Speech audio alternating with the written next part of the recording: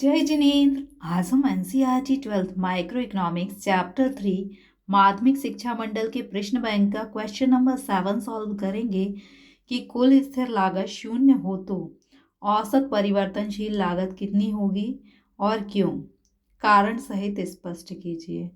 तो देखिए, कुल स्थिर लागत का मतलब स्थिर लागत क्या होती है। जैसे कि आपने फैक्ट्री भवन लिया है, आप उत्पादन करें या ना करें आपको किराया देना होगा।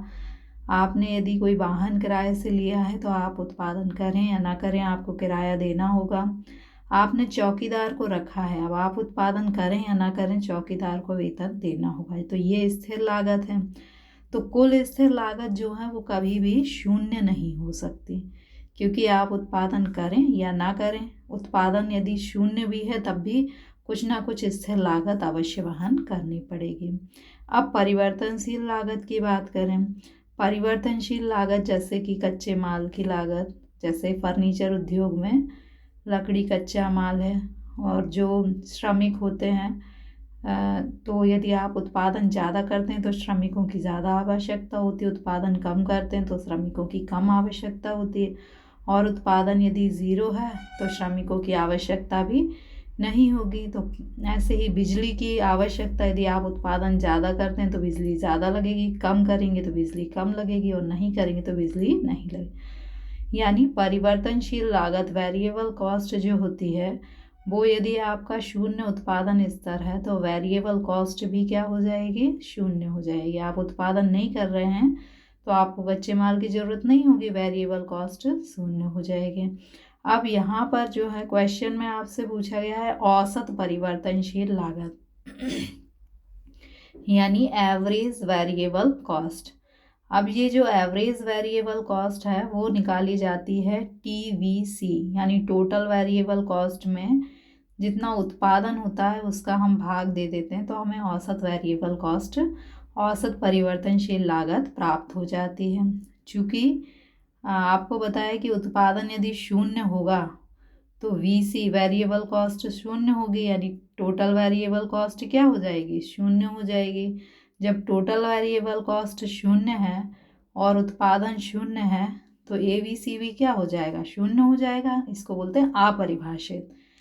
तो फाइनली क्वेश्चन में आपसे क्या पूछा गया है कि यदि कुल स्थिर लागत शून्य हो तो कुल स्थिर लागत जो है वो कभी शून्य हो ही नहीं सकती, क्योंकि जब हम उत्पादन नहीं भी करते हैं, जब उत्पादन का शून्य स्तर होता है तब भी कुछ ना कुछ तो लागत, स्थिर लागत अवश्य आती है। जैसे फैक्ट्री पर उनका किराया तो आपको देना पड़ेगा, चौकीदार को वेतन तो आपको देना पड़ेगा, जबकि आपका शून्य उत्पादन स्तर है। तो औसत परिवर्तनशील लागत कितनी होगी। जो औसत परिवर्तनशील लागत होती है वो शून्य उत्पादन स्तर पर भी क्या होती है, अपरिभाषित होती है। अपरिभाषित का अर्थ होता है कि जो औसत परिवर्तनशील लागत होती है वो किस पर निर्भर होती है, कुल परिवर्तनशील लागत पर। और कुल परिवर्तनशील लागत क्या होती है, उत्पादन के शून्य स्तर पर शून्य हो जाती है और इसी के आधार पर हम औसत परिवर्तनशील लागत ज्ञात करते हैं। तो इसलिए ये क्या है, अपरिभाषित। तो इन शॉर्ट में आप क्या याद कर सकते हैं कि यदि कुल स्थिर लागत शून्य हो तो आप क्या लिख दोगे कि कुल स्थिर लागत शून्य नहीं होती। क्यों नहीं होती, क्योंकि जब हम उत्पादन शून्य करते हैं, उत्पादन नहीं भी करते तब भी कुछ ना कुछ स्थिर लागत अवश्य आती है। जब हम प्रोडक्शन शून्य करते हैं तब भी फिक्स्ड कॉस्ट हमें वहन करनी पड़ती है। एक बार आप बहुत छोटे से क्ल्यू से याद कर लीजिए कि कुल स्थिर लागत शून्य होने पर तो आप क्या लिखोगे कि जो फिक्स्ड कॉस्ट है वो शून्य नहीं हो सकती। क्यों, क्योंकि जब हमारा प्रोडक्शन ज़ीरो होता है तब भी कुछ ना कुछ फिक्स्ड कॉस्ट जो है वो आती है। दूसरा, औसत परिवर्तनशील लागत कितनी होगी, तो जब आपका प्रोडक्शन शून्य है, उत्पादन शून्य है, तब आपकी ABC जो है एवरेज वेरिएबल कॉस्ट या औसत परिवर्तनशील लागत क्या होगी, अपरिभाषित होगी। अपरिभाषित क्यों होगी, अपरिभाषित का मतलब है कि इसे हम परिभाषित नहीं कर सकते, तो ये क्या हो जाएगी, अपरिभाषित हो जाएगी। तो अपरिभाषित क्यों होगी, अपरिभाषित इसलिए होगी क्योंकि जो एवरेज वेरिएबल कॉस्ट है उसका फॉर्मूला है TVC/Q, यानी एवरेज वेरिएबल कॉस्ट जो है TVC से निकाली जाती है। चूँकि TVC शून्य हो जाती है इसलिए ABC क्या है, अपरिभाषित हो जाती है। TVC शून्य है, जब आप उत्पादन शून्य करेंगे तो TVC भी शून्य हो जाएगी, और ज़ीरो में ज़ीरो का भाग देंगे तो ज़ीरो ही आएगा, तो वो अपरिभाषित होगा। तो देखिए बहुत शॉर्ट में कि कुल स्थिर लागत FC कभी ज़ीरो नहीं हो सकती। क्यों नहीं हो सकती? क्योंकि उत्पादन ज़ीरो होने पर भी कुछ ना कुछ FC अवश्य वहन करनी पड़ती है। जब उत्पादन ज़ीरो होता है तो ABC अपरिभाषित होती है। अपरिभाषित क्यों होती है? क्योंकि TVC पर निर्भर होती है। ABC किस पर निर्भर होती है? TVC पर निर्भर होती है, और TVC जब शून्य है तो ABC क्या हो जाएगी? अपरिभाषित हो जाएगी।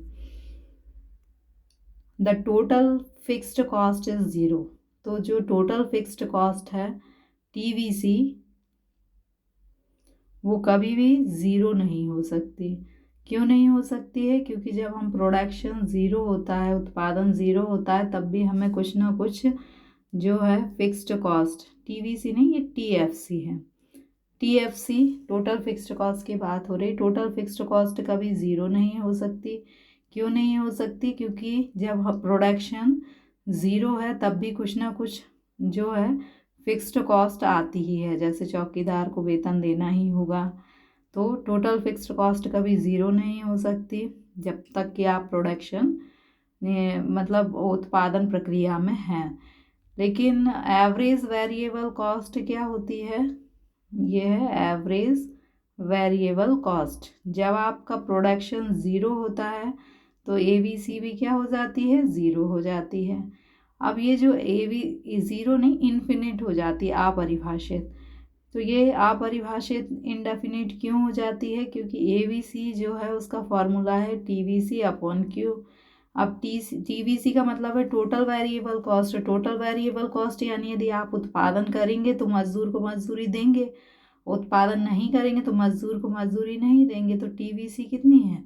ज़ीरो, और उत्पादन कितना है? ज़ीरो। तो जब ज़ीरो में ज़ीरो का भाग देंगे तो आपका क्या आ जाएगा? अपरिभाषित। ज़ीरो यानी अपरिभाषित। तो ABC अपरिभाषित होती है क्योंकि ये TVC पर निर्भर होती है, और TVC जो है शून्य उत्पादन स्तर पर शून्य होती है। So thank you.